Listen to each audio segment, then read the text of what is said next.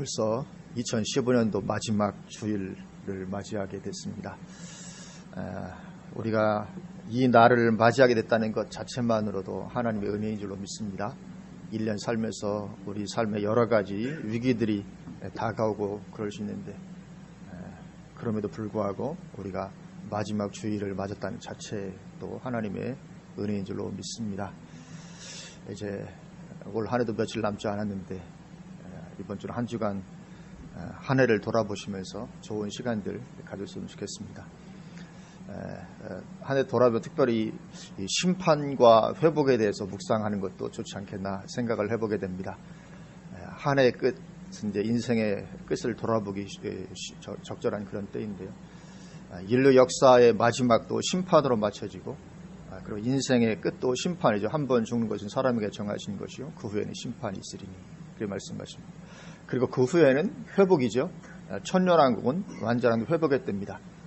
에덴 동산의 회복 내지는 적어도 노아 홍수 심판 이전으로의 회복, 그런 회복의 때. 오늘 말씀의 제목이 심판과 회복인데 한 주간 이런 부분들에 대해서 우리가 묵상해 보면 은혜와 도움이 되겠다 그런 생각을 해봅니다. 스가랴 9장입니다. 심판과 회복의 말씀이 계속 반복이 되고 있습니다. 계속 어떻게 보면 지루하다 싶을 정도로 심판과 회복이 계속 반복이 되는데 이것은 스가랴서가 구약 성경이고 특별히 예언서이기 때문에 더욱 그러한 측면이 있지만 그러나 신약 성경이라고 해서 뭐 크게 다르지는 않습니다.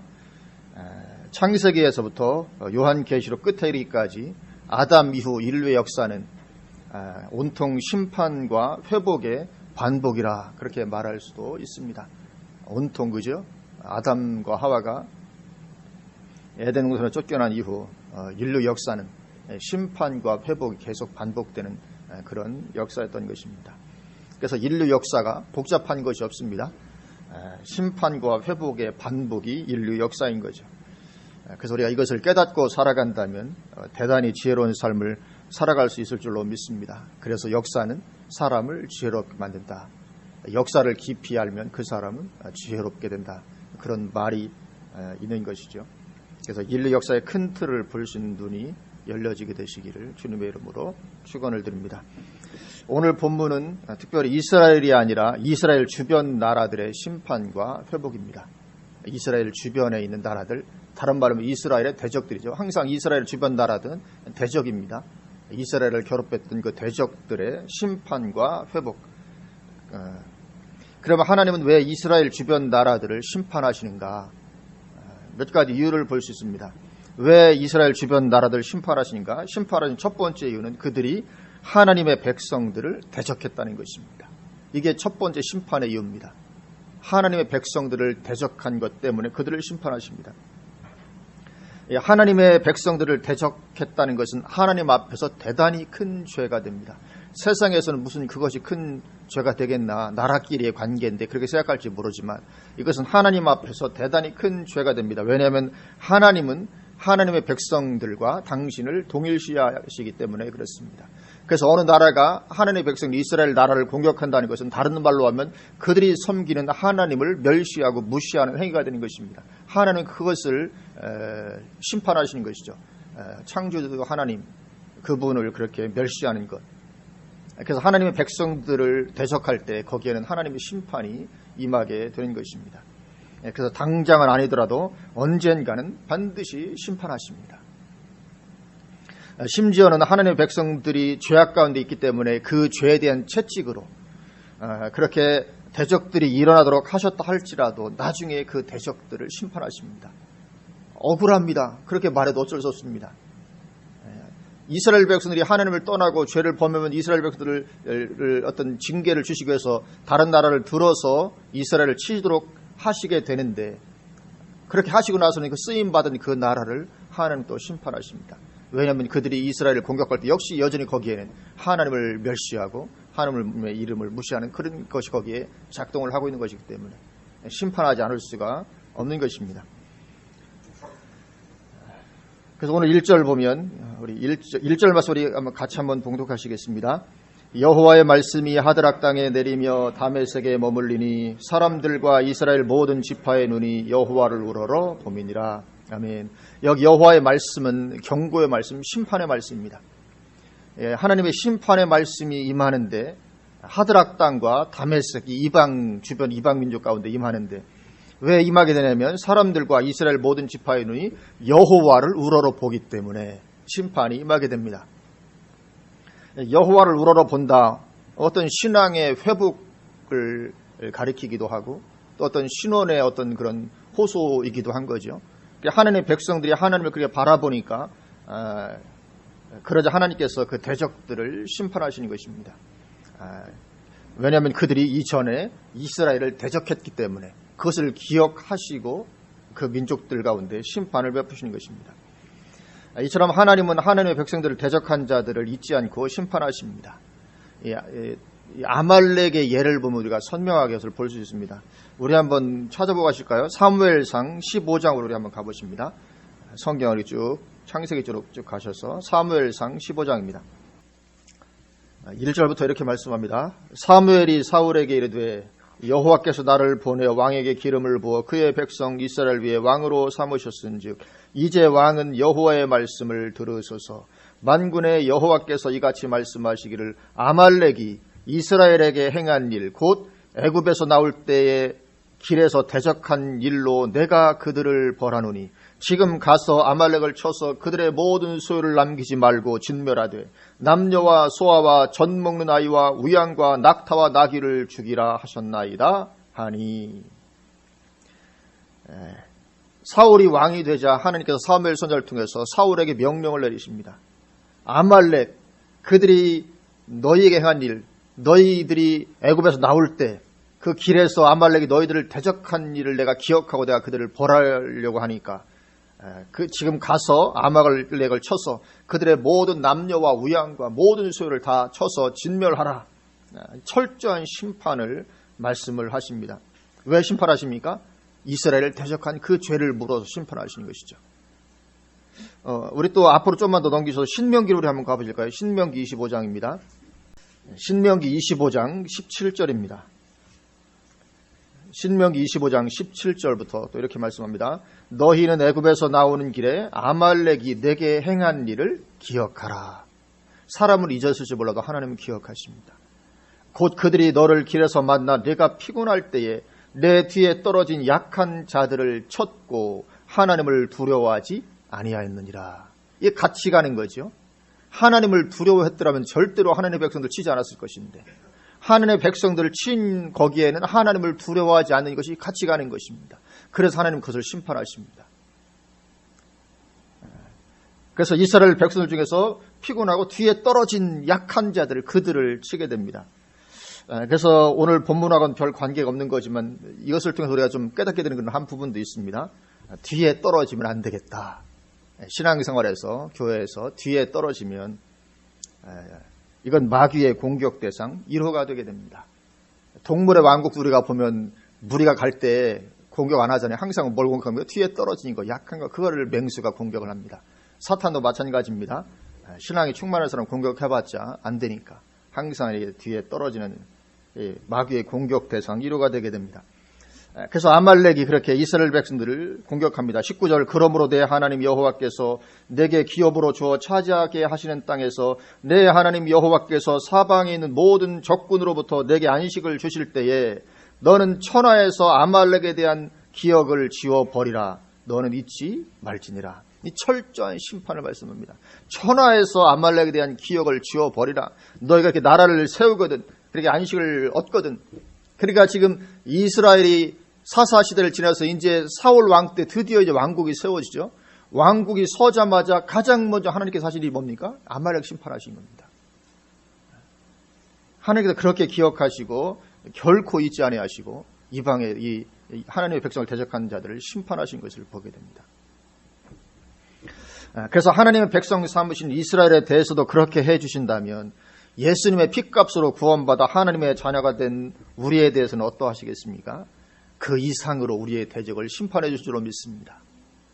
이스라엘 백성들도 하나님께서 이렇게 동일시하고 대적을 심판했다면 오늘날 우리는 더 이스라엘보다 더 귀중한 예수님의 피로 말미암아 값주고 사신 받은 우리입니다. 그래서 사람들이 누군가 우리를 대적할 때 하나님 그 사람을 결코 그냥 두시지 아니하고 반드시 심판하십니다. 그렇기 때문에 성경은 우리에게 너희가 스스로 원수를 갚을 필요도 없고 그럴 이유도 없다. 너희 스스로 원수를 갚지 마라. 하나님께서 어련히 알아서 갚아주시지 않겠냐? 친히 갚아주신다. 너희는 하나님의 자녀가 아니냐? 그렇게 말씀을 하고 계시는 거죠. 우리 로마서 12장으로 신약성경으로 한번 가보실까요? 신약성경 로마서 12장. 로마서 12장 17절입니다. 로마서 12장 17절 아무에게도 악을 악으로 갚지 말고, 여기 악을 악으로 합니다. 여기 악은 나에게 행한 악이니까 나를 박해하고 나를 대적한 것을 가리킵니다. 어떤 일반적인 악이 아니라 누군가 너에게 그렇게 악을 행하거든, 너를 박해하고 핍박하고 대적하고 너를 괴롭히거든, 그 사람을 향해서 악으로 갚지 말고 모든 사람 앞에서 선한 일을 도모하라. 할 수 있거든 너희로서는 모든 사람과 더불어 화목하라. 왜 그렇게 하라고 말씀하십니까? 19절 내 사랑하는 자들아 너희가 친히 원수를 갚지 말고 하나님의 진노하심에 맡기라. 기록되었을 때 원수 갚는 것이 내게 있으니 내가 갚으리라고 주께서 말씀하시니라. 이것이 진리의 말씀인 줄로 믿습니다. 나에게 원수가 있는데 하나님께서 그 원수를 친히 갚아주시겠다. 그러니까 하나님께서 나와 얼마나 함께해 주시는지 모르는 것입니다. 예수님의 피값으로 구원받은 하나님의 자녀들과 하나님은 얼마나 함께하시고 그 편에 서시고, 누가 잘했냐 잘못했냐 이것을 떠나서 하나님 내 편에서도 항상 일하시는 하나님이십니다. 그래서 누군가 나를 대적할 때 그냥 내버려 두라는 것입니다. 네가 친히 원수를 갚지 않고 내버려 두면 내가 너의 원수를 갚아주겠다. 왜냐하면 그것은 그 사람은 나의 원수이기도 하기 때문에. 하나님의 자녀들을 대적할 때 그것은 하나님을 대적한 것하고 똑같은 것입니다. 하나님의 이름을 멸시하는 거죠. 그러면 하나님께서 원수 갚아주시는 것이 더 세겠습니까? 내가 갚는 게 더 세겠습니까? 내가 원수 갚는 거하고 하나님 갚아주시는 거 어떻게 더 세겠습니까? 이건 두말할 필요가 없는 거죠. 그리고 하나님께서 갚아주시는 것에는 부작용이 없습니다. 하나님께서 원수를 갚아줄 때는 거기는 어떠한 부작용도 없습니다. 그러나 내가 친히 원수를 갚으러 갈 때는 거기에는 온갖 부작용들이 일어나고, 내가 그것 때문에 감옥에 갈 수도 있고 더 어려움을 겪을 수도 있고 더 완전히 원수 갚으려다 내가 내 인생이 완전히 망하게 될 수도 있고 여러 부작용들이 생길 수 있습니다. 그러나 하나님이 친히 갚아주실 때는 어떠한 부작용도 거기 없고 완벽하고 완전하고, 어쩌면 이제 속이 시원할 정도로 하나님께서 갚아주시는 것이죠. 그래서 20절 내 원수가 줄이거든 먹이고 목마르거든 마시게 하라.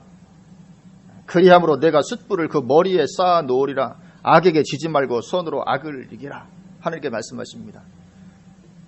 우리는 이 하나님이 살아계심을 믿을 줄로 믿습니다. 하나님 내 편에서 일하십니다. 내 원수에 대해서는 이렇게 역사하십니다. 그래서 우리는 원수가 있으면 오히려 그래서 우리 속담이 참 잘 맞아진 것 같아요. 미운 자식에게 떡 하나 던지는 것처럼 누구가 원수가 있으면 오히려 더 잘해주고 베풀고 그렇게 하라. 그렇게 하는 것은 그 머리에 숯불을 쌓아놓는 것과 같아서 마침내 하나님의 심판이 그에게 임하게 될 거라. 그렇게 말씀을 하고 있습니다. 그래서 나의 대적이 있다면 우리는 살아가면서 항상 대적이 없을 수 없습니다. 모든 사람이 다 나를 잘해주는 것은 가능하지 않습니다. 항상 어디 가든지, 직장에 가든지 학교에 가든지 어디를 가든지 별로 나를 안 좋게 생각하면 항상 있는 거죠. 부당하게 나에게 대하는 사람, 그런 사람에 대해서는 하나님의 진노하심에 맡기고 선을 베풀며 그저 기도로 하나님만 바라보는 거라는 거죠. 그냥 기도하는 것입니다. 그래서 이것도 믿음이 없으면 이렇게 하지 못합니다. 하나님께서 역사해 주시리라는 말씀대로 일하시라는 이런 믿음이 있어야 우리가 그렇게 할 수 있죠. 그래서 우리는 하나님의 말씀을 정말로 믿는 자가 되어야 될 줄로 믿습니다. 그러니까 내가 원수를 내 손으로 갚는 것은 하나님의 말씀을 내가 아직도 잘 못 믿는 거죠. 받아들이지 못하는 것입니다. 그래서 우리는 하나님의 살아계심을 정말로 믿어야 될 줄로 믿고, 그리고 이러한 것들에서 우리의 믿음이 적나라하게 드러나는 것입니다. 내가 어떻게 반응하느냐를 보면 믿음이 그대로 드러날 수밖에 없는 것입니다.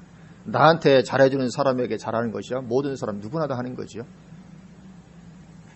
하나님은 그렇게 하나님의 백성을 대적하는 자들의 죄를 기억하시고 심판하십니다. 그리고 두 번째로 주변 나라들을 심판하시는 그 두 번째 이유는 그들이 너무 지혜로웠기 때문에 심판하신다고 말씀합니다. 본문 2절 보면 스가랴 9장 2절 우리 같이 한번 한 목소리로 봉독하시겠습니다. 그 접경한 하맛에도 임하겠고 두로와 시돈에도 임하리니 그들이 매우 지혜로움이니라. 아멘. 이 하맛과 두로와 시돈 그들에게도 하나님의 심판이 임한 거라고 말씀하는데 그 이유가 그들이 매우 지혜로웠기 때문에 심판한다. 그렇게 말씀합니다. 이상하죠? 아니 지혜로운데 왜 심판을 하시나?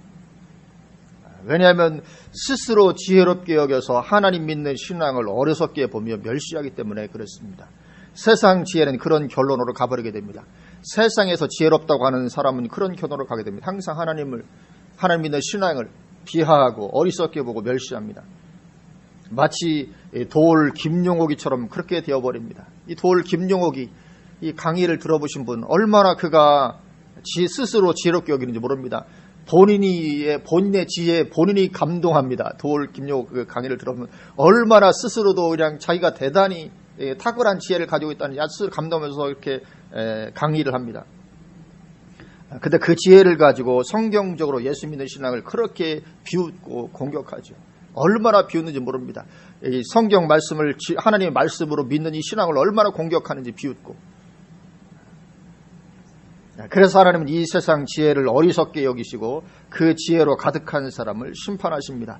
고린도전서 3장 19절 20절에 이 세상 지혜는 하나님께 어리석은 것이니 기록된 바 하나님은 지혜 있는 자들로 하여금 자기 꾀에 빠지게 하시느니라 하였고 또 주께서 지혜 있는 자들의 생각을 헛것으로 하신다 하셨느니라. 이렇게 말씀하십니다. 하나님 세상 지혜 어리석은 것을 여기고 그 지혜에 머물러 있는 사람 하나님이 심판하십니다. 그런데 오늘 본문의 두로 지역 사람들이 그러한 세상 지혜를 가지고 기고만장했다는 거죠. 오늘 본문 3절을 보면 이렇게 말씀합니다. 본문 3절에 두로는 자기를 위하여 요새를 건축하며 은을 티끌같이 금을 거리에 진을같이 쌓았도다. 그러니까 지금 이 굉장한 지혜를 가지고 있다고 두로 사람들이 생각하는데 그 지혜를 가지고 아무도 점령하지 못할 요새를 기가 막히게 건축합니다.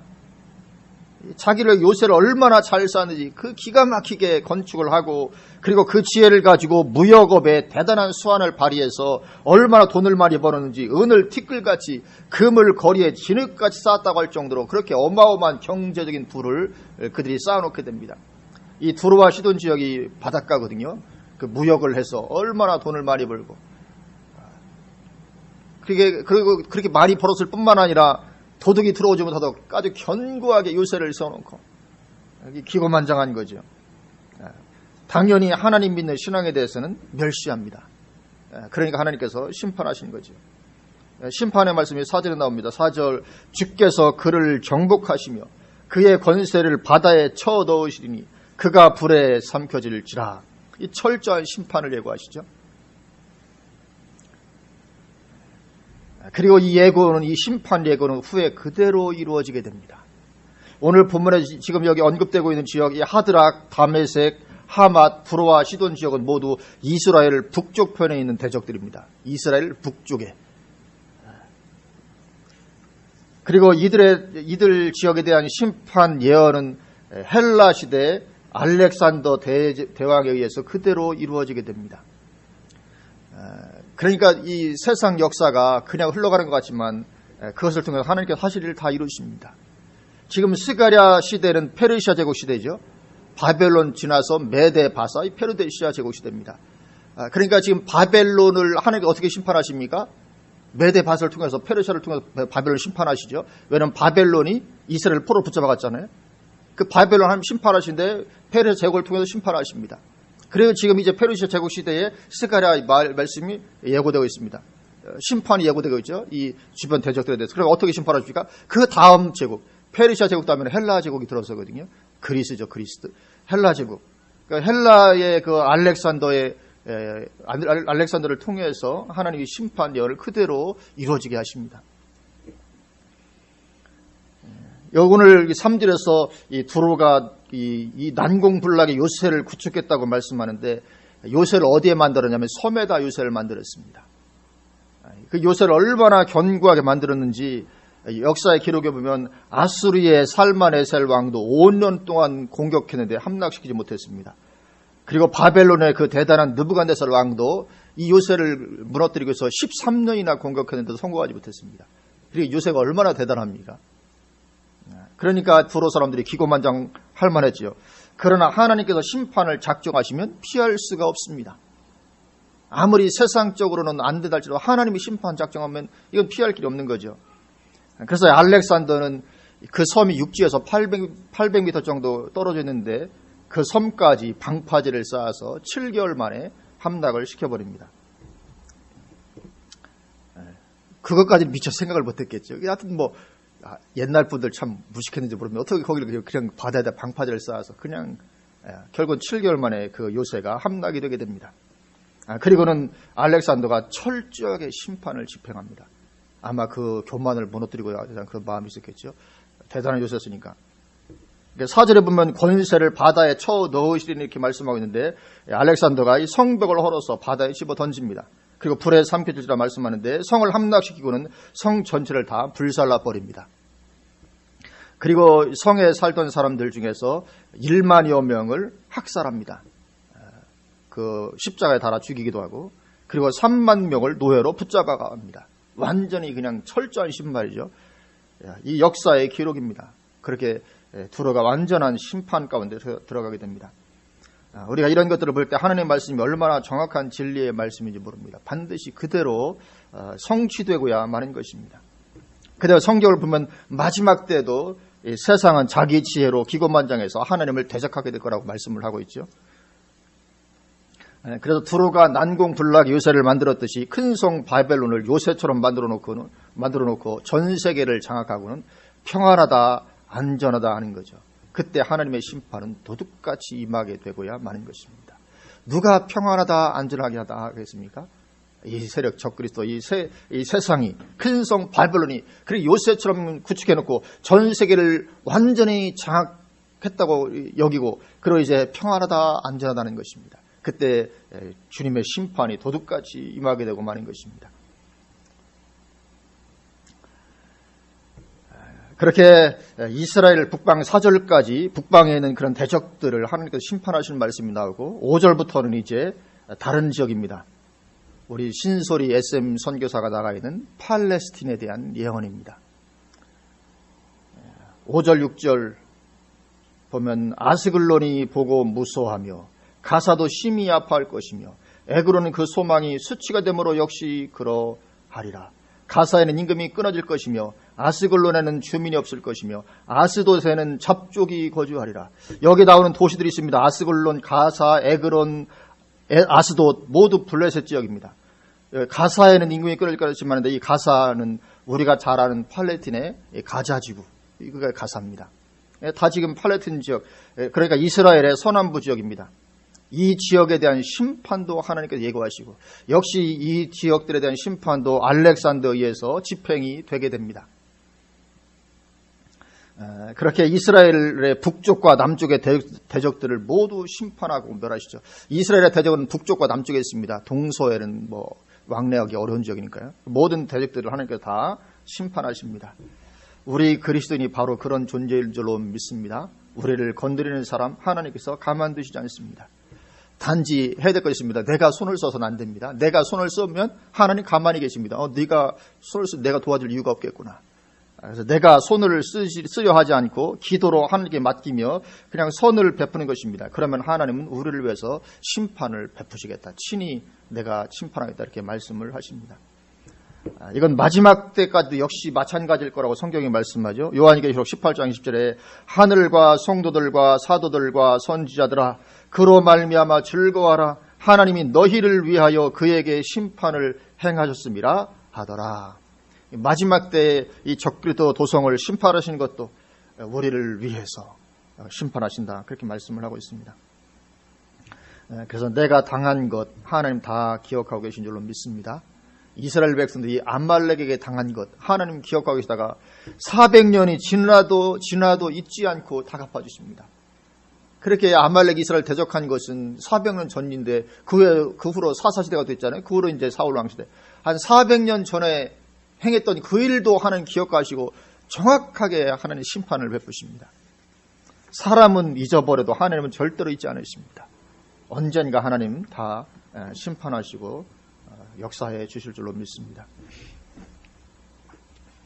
그렇게 심판을 말씀하십니다. 그런데 6절 하반절부터는 분위기가 조금 다른 말씀을 하십니다.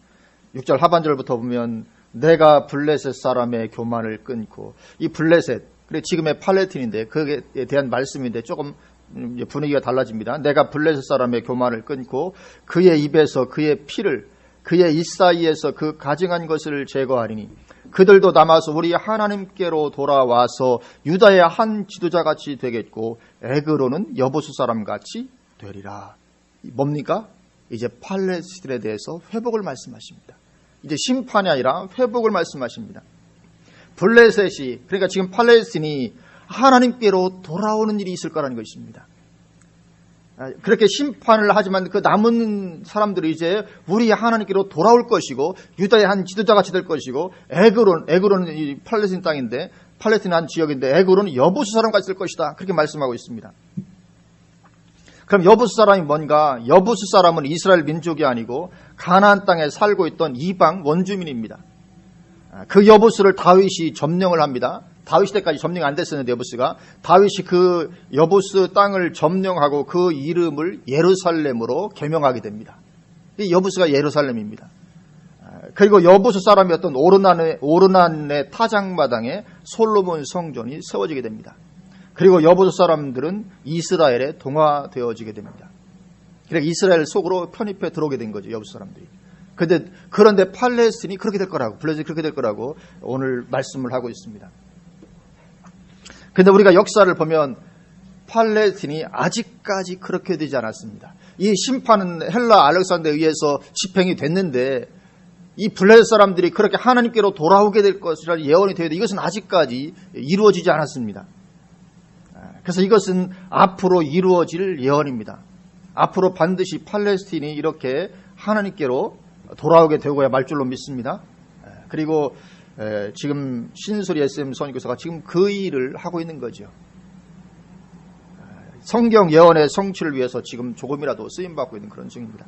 물론 이 예언의 말씀을 알고 갔는지는 잘 모르겠지만 어때서 성경은 지금 그렇게 팔레스틴이 하나님께로 돌아오고 회복될 거라고, 지금 어떤 이스라엘 대적들의 다른 민족에 대해서는 말씀을 하지 않고 있는데 블레셋에 대해서만 이런 어떤 회복의 말씀을 하고 계십니다. 그래서 블레셋의 입에서 피를, 이 사이에서 가증한 것을 제거하시겠다고 말씀합니다. 입에 왜 피가 있습니까? 이것은 우상 숭배 의식입니다. 제물의 피를 마시던 우상 숭배 의식을 가리키고, 이 사이에 가증한 것은 우상의 제물을 먹으니까, 이 가증하다는 것은 성경은 주로 우상 숭배를 말할 때 가증하다는 표현을 씁니다. 그래서 우상의 제물을 먹고 우상의 피를 마신, 제물의 피를 마셔다 그런 이방의 어떤 우상 숭배 의식, 그것을 제거해 하시겠다. 블레셋이 그러니까 이러한 우상 숭배를 끊고 하나님께로 돌아오게 될 것이다. 그것을 말씀을 하고 있습니다. 하나님의 말씀은 놀랍게 성취되어 가는 줄로 믿습니다. 그래서 어떻게 보면 성경을 볼 때 이 팔레스틴 사람들이 하나님께 돌아올까? 왜냐하면 성경에 이 팔레스틴에 대해서 너무 안 좋게 많이 나오잖아요. 블레셋, 골리앗부터 시작해가지고 이 블레셋에 대해서 좋게 말하고 있지 않거든요. 근데 그들이 그러니까 마음에 상처를 받아서라도 하나님 안 믿을 것 같은데 성경은 그들이 하나님께로 돌아오게 될 거라고 이렇게 예언을 하고 있습니다. 아마 이 일이 계속 진척이 되고 있고 앞으로도 계속 되어가서 마침내는 그들이 하나님 앞에 돌아와서 주님 앞에 영광 돌리는 그런 날이 오게 되는 것을 우리가 보게 될 줄로 믿습니다. 그렇게 이방의 심판과 회복을 말씀하시고는 다시 하나님의 백성되게로 돌아오십니다. 8절입니다. 우리 8절은 같이 한번 한 목소리로 봉독하십니다. 내가 내 집을 둘러 진을 쳐서 적군을 막아 거기 왕래하지 못하게 할 것이라. 포악한 자가 다시는 그 지경으로 지나가지 못하리니 이는 내가 눈으로 친히 봄이니라. 아멘. 이제 하나님의 백성들에게로 다시 돌아오십니다. 이방에 대해서 말씀을 하시다가 내가 내 집을 둘러 진을 치겠다. 그리고 적군을 막아주겠다. 포악한 자가 다시는 그 지경으로 지나가지 못하게 하겠다. 왜냐하면 못할 것인데, 포악한 자가 다시는 그 지경으로 지나가지 못할 것인데, 왜냐하면 내가 눈으로 친히 보기 때문에 그럴 것이다. 하나님께서 그렇게 지켜주실 것을 말씀하죠. 이것은 요한일서 5장 18절에 보면 하나님께로부터 나신 자가 그를 지키심에 악한 자가 그를 만지지도 못하니라 하신 말씀이 생각이 되어집니다. 우리를 향해서 하나님께로서 나신 자가 우리를 지키신다는 거죠. 그렇기 때문에 악한 자가 우리를 만지지도 못한다. 사탄이 우리를 어찌하지 못합니다. 우리를 해하고자 하는 마음은 가득한데 해할 길이 없는 것입니다. 왜냐하면 하나님 우리를 지켜주시니까. 그래서 우리가 뒤로 떨어지면 안 될 줄로 믿습니다. 그러면 사탄이 공격할 빌미를 주게 됩니다. 내가 하나님을 떠나지만 않으면 악한 자가 사탄이 어찌해도 우리를 손을 대지 못하는 것입니다. 하나님의 돌보심의 역사가 있기 때문에 그렇습니다. 그렇기 때문에 우리는 첫째로는 세상 지혜에 버려야 될 줄로 믿습니다. 세상 지혜 하나님께서 미워하시는 것입니다. 세상 지혜는 하나님께서 어리석게 여기십니다. 자기 꾀에 빠지게 만드십니다. 그래서 세상 지혜 버리고 오직 성경 말씀을 생명처럼 여기고 그 안으로 깊이 들어가는 것입니다. 세상 지혜로 성경 말씀을 보면 성경 말씀이 어리석게 보입니다. 복음이 어리석게 보인다고 말씀하고 있죠. 그래서 우리는 세상 지혜 버리고 성경 말씀을 생명처럼 여기고 그 안으로 들어가는 것입니다. 말씀의 통치를 받는 것입니다. 그리고 두 번째로는 하나님께서 나를 오른손으로 붙들어 주심을 믿는 것입니다.